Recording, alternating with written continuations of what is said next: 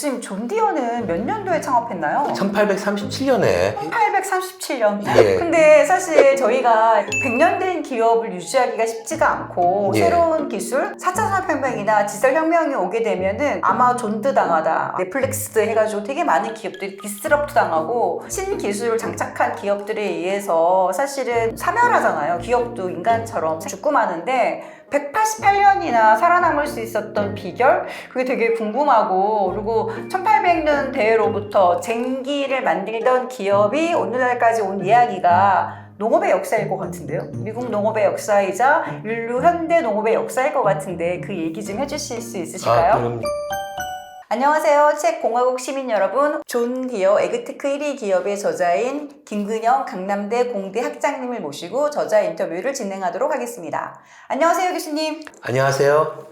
첫 번째는 이 기업의 입지가 굉장히 훌륭하다는 거. 입지? 입지가 첫 번째입니다. 입지라는 게 어떤? 영어로 이제 로케이션인데 로케이션. 사실 어디에다가 놓을 것인가. 그러니까 우리 과거에 그 백제 수도였고 그 다음에 한성이었고 지금도 서울이잖아요. 이런 식으로 과거에 좋은 데는 지금도 좋다는 겁니다. 아니 근데 지금 현재 테크 기업들은 다 실리콘밸리에 있는데 존 디어는 실리콘밸리에 입지 있지 않는데 않죠. 어떻게 입지가 좋다고 할 수 있는 겁니까? 맨 처음에 이제 영국으로부터 독립했었을 때 동쪽에만 있었죠. 13개 주가 독립을 동쪽에. 했는데 그다음에 조금 남쪽으로 커졌죠. 동북 쪽이죠. 거기 이제 동북쪽에서? 핵심은 이제 뉴욕이고 뉴욕. 남쪽의 핵심은 뉴올리언스입니다. 뉴올리언스. 그래서 거기에 이제 항구 역할을 하니까 미시피강을 따라서 농작물이나 여러 가지가 오면은 그걸 뉴올리언스에서 뉴욕으로 보내고 뉴욕에서 다시 유럽으로 수출하고 이렇게 하는 게 이제 초기 이제 미국의 산업이었는데 이게 바뀌는 게 제퍼슨 대통령이 미시피강 전체가 양쪽 서안도 미국 땅이 되면서 미시피강이 18세기, 19세기에 고속도로가 된 거예요.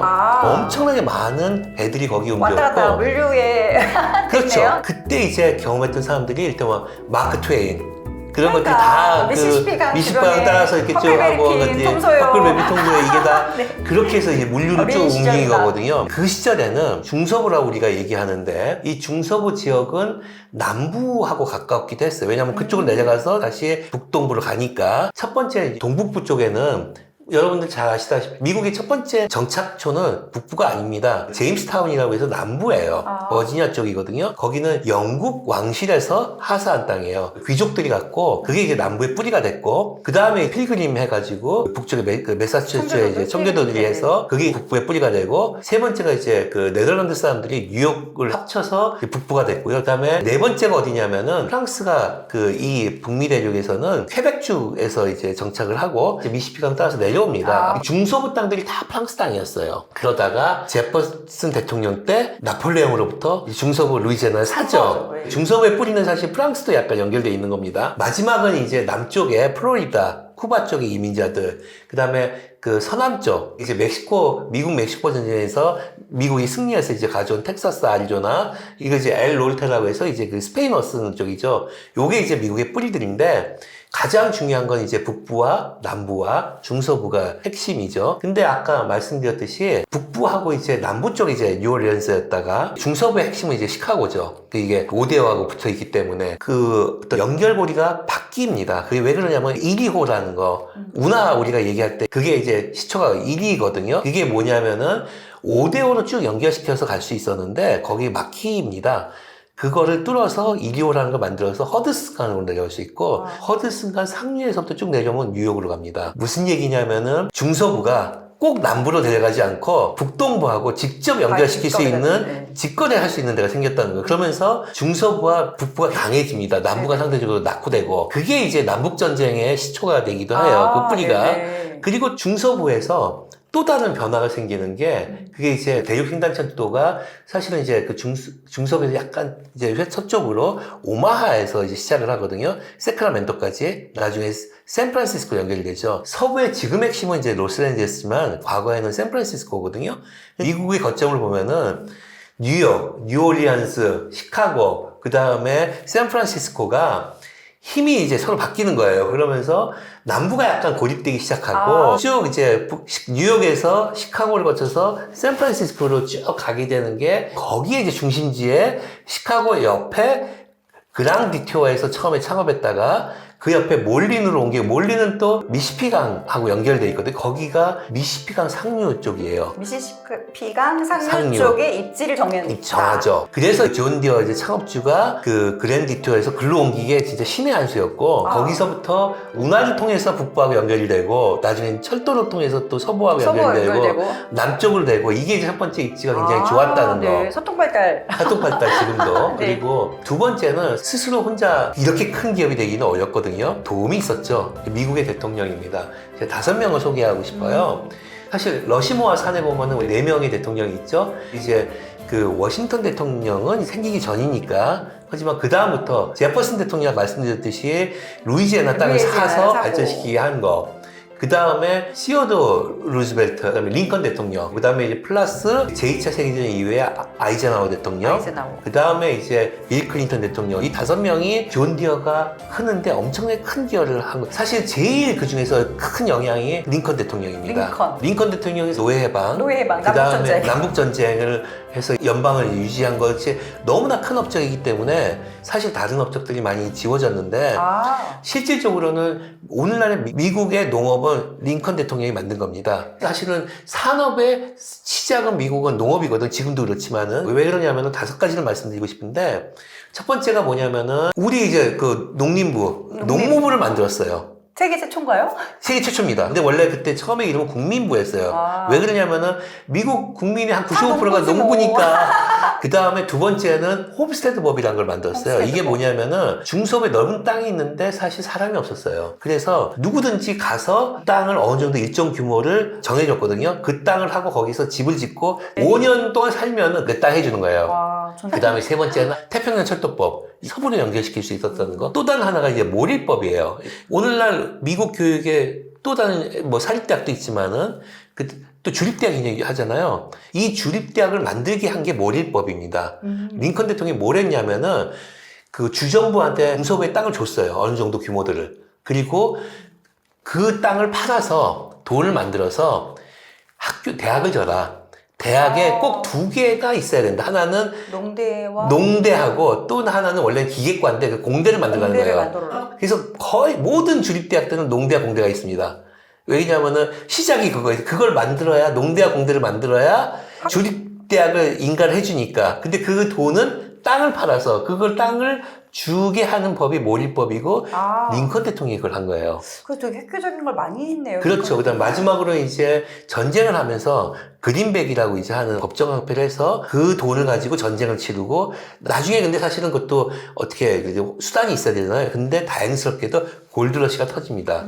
그것도 1~2번 정도. 그러니까 여러 군데서 골드러시가 나요. 대표적인 게 그 캘리포니아에서 49ers 하는 것들이 그런 거죠. 이 5가지가 미국을 성장시킨 거고요. 그 외에 시어도 루즈벨트는 왜 그럼 존 디어에 기여했냐? 1900년 초반에 이분이 독점에 대해서 반감을 갖고 있었어요. 그래서 스탠다드 오일도 독점 못하게 하고 철도도 못하게 하고 여기도 독점할 뻔했거든요. 그래서 인터내셔널 하비스트라고 그 JP 모건이 수학기의 최고 업체들만 묶어가지고 트랙터 산업을 바뀔 때 그 기업을 만들었는데 만약에 시어도 루즈벨트가 없었으면 존 디어가 없었을 겁니다. 근데 독점 금지기 때문에 독점에서 시장을 컨트롤할 수가 없었어요. 그 틈을 타고 포드하고 존 디어가 들어갑니다. 그래서 이제 존 디어가 오늘날 트랙터 시장을 장악할 수 있는데 틈을 준 분. 그 다음에 세 번째는 이제 드와이트 아이젠하워의 미국 주간 고속도로 법을 만들어요. 우리가 이제 인터스테이트 하이웨이에서 차 타고 주고속도로 달리잖아요. 이 고속도로를 건설하게 사인한 사람이 아이젠하워 대통령이에요. 그래서 존 디어하고 무슨 관계가 있냐?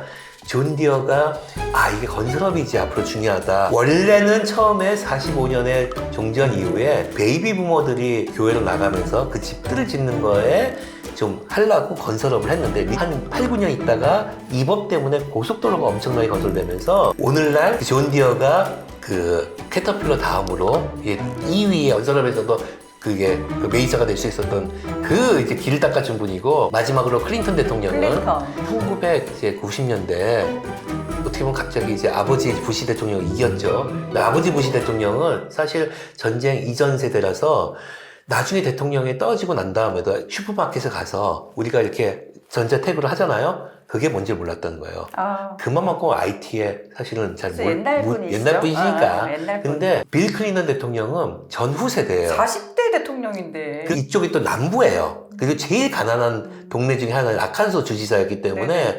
북부에 오늘날 이제 그 해리스처럼 북부에 좀 이런 대학 같이 나이든 이제 그 권력 있는 사람 부통령 해라라고 하는데 이분이 자기보다 더 젊은 상원을 합니다. 그 엘고입니다. 그러니까 다 나오네. 아니 이게 남부 쪽에 두 사람의 젊은 층이 이길 수 있겠느냐라고 하는데 세대가 바뀌었다. 그래서 이분이 되고 난 다음에 첫 번째 된 게 뭐냐면 인포메이션 하이웨이, 그러니까 정보고속도로, 그러니까 인터넷 깔고 뭐 하면서 그때 뭐라고 했냐면 앞으로의 산업은 인터넷이 만드는 정보산업이다. 오늘날 우리의 모든 기업들이 다 거기서 시작한 거거든요. 여기서 또 이제 미소 냉전이 끝났기 네네. 때문에 많은 국방부의 기술들이 풀렸어요. 바깥으로 나오고. 예, 바깥으로 나와서 그때 아까 이제 실리콘밸리 얘기하셨는데 이 테크 기업 바뀌어야 되는구나.